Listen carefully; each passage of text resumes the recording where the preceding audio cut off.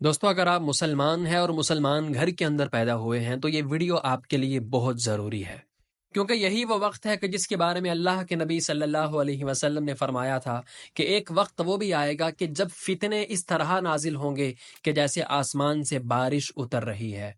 اسلام کی ہسٹری کو پڑھ کے یوں لگتا ہے کہ جیسے اسلام ہی سب سے غالب مذہب ہے، لیکن وقت گزرنے کے ساتھ ساتھ سب سے غالب مذہب اسلام کے بارے میں ہمارے ذہنوں میں ایسے مسکنسیپشنز آ جاتے ہیں جس کی وجہ سے ہم کنفیوز ہو جاتے ہیں۔ دوستو آج کی ویڈیو میں آپ کو بتانے جا رہا ہوں 7 ایسے مسکنسیپشنز جو کہ اسلام کے متعلق ہمارے ذہن میں پائے جاتے ہیں، جن کی وجہ سے ہمیں لگتا ہے کہ اسلام ہی کیوں ضروری ہے، کوئی اور مذہب کیوں نہیں اختیار کر سکتے۔ لہٰذا ان تمام مسکنسیپشنز کے بارے میں جاننے کے لیے آج کی ویڈیو آخر تک دیکھیے اور اس کا حل بھی جانیے کہ ان مسکنسیپشنز کا جواب کیا ہے اور ان کا حل کیا ہے۔ دوستو سب سے پہلے میں آپ کو بتاؤں گا کہ وہ 7 کون سے مسکنسیپشنز ہیں جو ہمارے ذہنوں میں ڈالے جاتے ہیں جس کی وجہ سے ہم اسلام سے دور ہو سکتے ہیں، وہ میں آپ کے سامنے بیان کرتا ہوں۔ سب سے پہلا مسکنسیپشن کہ اسلام تو جنگ کو فروغ دیتا ہے، لڑائی کو فروغ دیتا ہے، اسلام تو امن کی بات نہیں کرتا، لہٰذا اسلام کو کیوں قبول کیا جائے، یہاں تو امن کی بات نہیں ہوتی۔ دوسرا مسکنسیپشن کہ اسلام موجودہ دور کے ساتھ مناسبت نہیں رکھتا، کہ اسلام کے احکام ہمارے دنیاوی احکام کے ساتھ میچ نہیں کرتے۔ تیسرا مسکنسیپشن کہ مسلمان شریعت کو ہر جگہ پر نافذ کرنا چاہتے ہیں۔ چوتھا مسکنسیپشن مسلمان محمد صلی اللہ علیہ وسلم کی پوجا کرتے ہیں، وہ اللہ کی پوجا نہیں کرتے بلکہ محمد صلی اللہ علیہ وسلم کی پوجا کرتے ہیں۔ پانچواں مسکنسیپشن اسلام عورتوں کے حقوق ادا نہیں کرتا اور ان کو تحفظ فراہم نہیں کرتا۔ چھٹا مسکنسیپشن جہاد کا مطلب مذہبی جنگ ہے۔ ساتواں مسکنسیپشن کہ تمام مسلمان صرف عربی ہیں، عجمی نہیں ہیں۔ دوستو آئیے ان تمام چیزوں کی غلط فہمی کو اپنے ذہن سے دور کرتے ہیں۔ سب سے پہلا مسکنسیپشن یہ تھا اسلام جنگ کو فروغ دیتا ہے، جبکہ حقیقت یہ ہے کہ اسلام حقیقتاً امن کا درس دیتا ہے۔ اسلام نے 40 سال امن کا درس دیا۔ اللہ کے نبی صلی اللہ علیہ وسلم آپ نے 40 سال کے بعد اعلان نبوت فرمایا۔ اس کی مین وجہ یہ تھی کہ اللہ کے نبی صلی اللہ علیہ وسلم نے 40 سال اپنے کردار سے اپنا لوہا منوایا اور امن کے ساتھ لوگوں کے ساتھ معاملات کیے، اور معاملہ یہ تھا کہ اللہ کے نبی صلی اللہ علیہ وسلم پر لوگوں کا یقین اور لوگوں کا اطمینان اتنا تھا کہ اپنی امانتیں بھی ان کے پاس رکھوایا کرتے تھے۔ دوستو اسلام نے اگر تلوار اٹھائی ہے اور اسلام نے اگر جنگ کو فروغ دیا ہے تو وہ اس وقت دیا ہے کہ جب اسلام نے خون خرابے کو دور کرنا تھا۔ اسلام نے تلوار اٹھائی ہے تلوار کو نیچا کرنے کے لیے، اسلام نے تلوار اٹھائی ہے ظلم کو نیچا کرنے کے لیے، لہٰذا اسلام ہرگز جنگ کو فروغ نہیں دیتا۔ اس بات کا اندازہ اس بات سے لگائیے، اللہ کے نبی صلی اللہ علیہ وسلم صلح حدیبیہ کے موقع پر کثیر تعداد صحابہ کرام کے لے کر وہاں حاضر ہوئے، لیکن کفار مکہ کی جانب سے اس معاہدے کی خلاف ورزی کی گئی۔ اگر اللہ کے نبی صلی اللہ علیہ وسلم جنگ کو فروغ دینا چاہتے اور اسلام جنگ کو فروغ دیتا تو اللہ کے نبی صلی اللہ علیہ وسلم اپنے اصحاب کو لے کر ان پر چڑھ دوڑتے اور وہ معاملات خراب ہو جاتے، لیکن اللہ کے نبی صلی اللہ علیہ وسلم نے امن کو پسند کیا اور آپ نے اپنے اصحاب سے کہا کہ ہم واپس جائیں گے اور اگلے سال آ کر ہم اپنے یہ تمام معاملات سر انجام دیں گے۔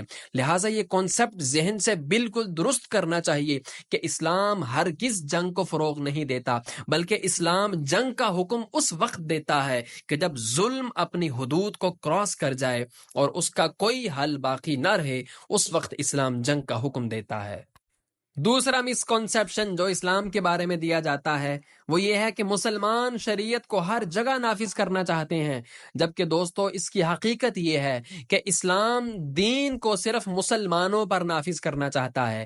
آپ اپنے ایمان سے بتائیے کہ اگر ایک مسلمان نے ابھی تک کلمہ ہی نہیں پڑھا تو اسلام اس پر اپنے حقوق، اپنے عقائد، اپنے ضوابط کیسے لاگو کر سکتا ہے؟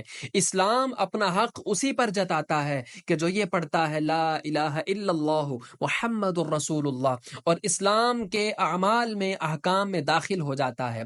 جو شخص ابھی اسلام میں آیا ہی نہیں، اسلام اس پر اپنا حق نافذ نہیں کرتا، بلکہ ہمارا اسلام درس یہ دیتا ہے کہ ہر ہر مذہب کا بندہ ہمارے ملک میں رہ سکتا ہے اور وہ اپنے طریقے پر اپنے معاملات سر انجام دے سکتا ہے، اور ہمارے اسلام میں کفار کے ساتھ بھی بھلائی کرنے کی تلقین کی جاتی ہے، ان کے ساتھ ظلم و جبر کرنے کا معاملہ نہیں کیا جاتا، یہاں تک ہمارا اسلام درس دیتا ہے۔ لہٰذا یہ کہنا غلط ہوگا کہ مسلمان ہر شخص پر شریعت کو نافذ کرنا چاہتے ہیں۔ جس شخص نے کلمہ ہی نہیں پڑھا اس شخص پر اسلام کے احکامات پر عمل کرنا بھی اسلام لازم نہیں کرتا۔ دوستو، تیسرا مسکنسیپشن جو اسلام کے بارے میں بتایا جاتا ہے وہ یہ ہے کہ مسلمان محمد صلی اللہ علیہ وسلم کی پوجا کرتے ہیں، لہٰذا یہ بات بالکل غلط ہے۔ اس کی وجہ یہ ہے کہ قرآن آپ پڑھیں، اس کا مطالعہ کریں، جو مسلمانوں کا آئین ہے، جو مسلمانوں کا قانون ہے، جو مسلمانوں کا سب سے اعلیٰ اور عرفہ یقینی دیباچہ ہے، اس کے بالکل آغاز میں اللہ نے واضح طور پر یہ ارشاد فرمایا، اور ہم یہ کہتے ہیں ایاک نعبد و ایاک نستعین، اے اللہ ہم تجھ ہی سے مدد مانگتے ہیں اور ہم تیری ہی عبادت کرتے ہیں، ہم تجھ ہی کو پوجتے ہیں۔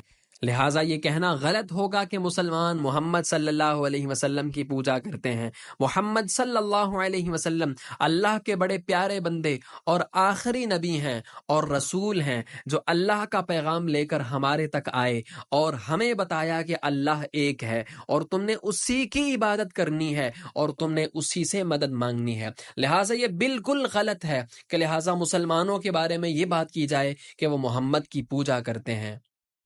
دوستو، چوتھا مسکنسیپشن اسلام کے بارے میں یہ دیا جاتا ہے کہ اسلام عورتوں کے حقوق کا پاس نہیں رکھتا، اسلام نے عورتوں کو حقوق نہیں دیے۔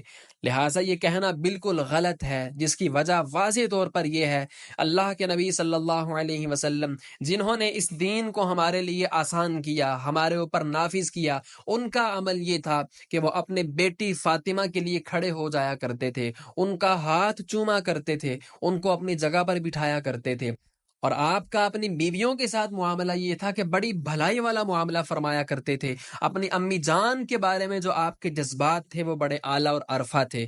جو ہمیں تعلیم دینے والے ہیں اللہ کے نبی صلی اللہ علیہ وسلم بذات خود اسلام ہیں، جو ہمیں اسلام کی تلقین کرتے ہیں۔ آپ کے عمل سے یہ واضح طور پر ثابت ہے کہ اسلام نے عورتوں کو مکمل طور پر حقوق فراہم کیے ہیں، نہ صرف حقوق فراہم کیے ہیں بلکہ پراپر تحفظات بھی فراہم کر رکھے ہیں۔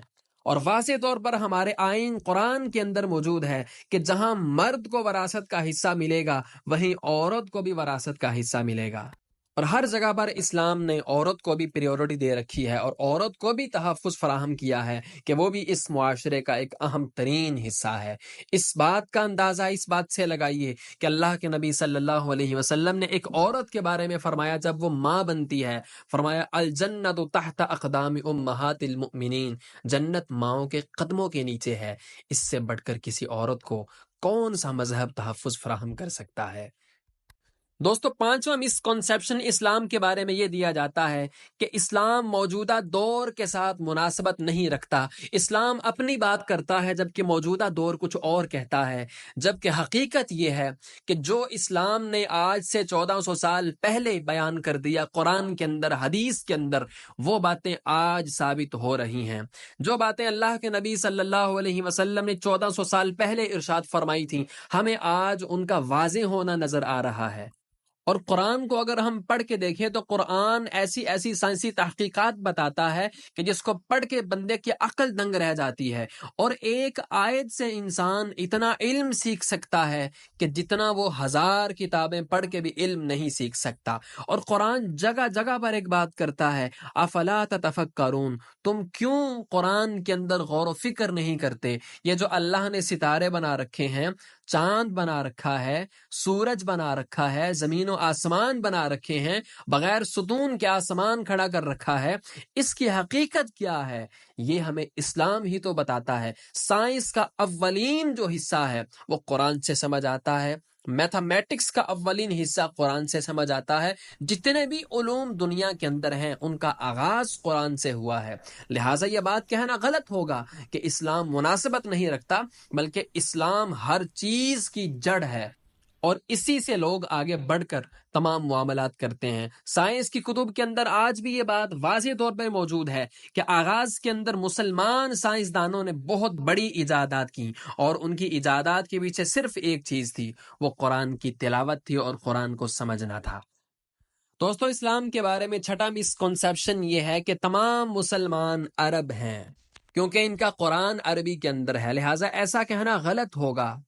حقیقت یہ ہے کہ اسلام کی ابتدا عرب کے اندر ہوئی تھی، لیکن اس کے بعد اللہ کی کرم نوازی سے اسلام عرب و عجم کے تمام علاقوں کے اندر پھیل گیا، اور آج الحمدللہ دنیا کا سب سے بڑا مذہب اسلام ہے۔ اور یہ کہنا غلط نہیں ہوگا کہ اس وقت، آج کے وقت میں، اسلام عرب سے زیادہ عجم لوگوں نے قبول کر رکھا ہے۔ انڈیا، پاکستان، ایشیا، تمام ملکوں میں بہت زیادہ تعداد میں لوگ مسلمان ہیں، اور الحمدللہ وہ عرب نہیں بلکہ عرب کے علاوہ کوئی اور قومیت سے ان کا تعلق ہے، لہٰذا یہ کہنا غلط ہوگا کہ اسلام صرف عربوں کے ساتھ خاص ہے۔ دوستو، 7واں مسکنسیپشن اسلام کے بارے میں یہ دیا جاتا ہے کہ جہاد کا مطلب مذہبی جنگ ہے، لیکن دوستو اس کی حقیقت یہ ہے کہ جہاد کا مطلب ہر جگہ پر مذہبی جنگ نہیں ہے۔ بعض جگہوں پر ظلم کو روکنا مقصد ہوتا ہے، بعض جگہوں پر اپنی ذات کو درست کرنا مقصد ہوتا ہے، بعض جگہوں پر اپنی قومیت کو درست کرنا مقصد ہوتا ہے، لہٰذا مختلف مقاصد کے لیے اسلام نے جہاد کا حکم دیا۔ تاریخ کے اندر ایسی جنگیں بھی منقول ہیں کہ جن کے اندر اسلام مذہب کے اوپر جنگ نہیں لڑ رہا تھا۔ حضرت ابوبکر صدیق رضی اللہ تعالی عنہ نے اللہ کے نبی صلی اللہ علیہ وسلم کی ظاہری وفات کے بعد سب سے پہلی جو جنگ فرمائی وہ زکوٰۃ کے لیے فرمائی۔ وہ مذہبی جنگ نہیں تھی بلکہ وہ اسلام کے ایک اہم قانون کی پاسداری کے لیے جنگ کرنا تھی۔ لہٰذا جہاد مختلف معنی میں استعمال ہوتا ہے۔ اپنی ذات کی بہتری کے لیے کوشش کرنے کو بھی جہاد کہا جا سکتا ہے، لوگوں کی بہتری کے لیے کوشش کرنے کو بھی جہاد کہا جا سکتا ہے، اور اسلام کے اعمال اور احکام کو نافذ کروانے کے لیے جو کام کیے جاتے ہیں ان کو بھی جہاد کہا جا سکتا ہے۔ دوستوں، امید کرتے ہیں کہ یہ ویڈیو دیکھنے کے بعد آپ کے سارے مسکنسیپشنز کے جوابات آپ کو مل گئے ہوں گے۔ اگر ویڈیو اچھی لگے تو ہمارے یوٹیوب چینل کو ضرور سبسکرائب کیجئے اور بیل آئیکن کو ضرور پریس کیجئے تاکہ آپ کو ہر نوٹیفیکیشن بر وقت مل سکے۔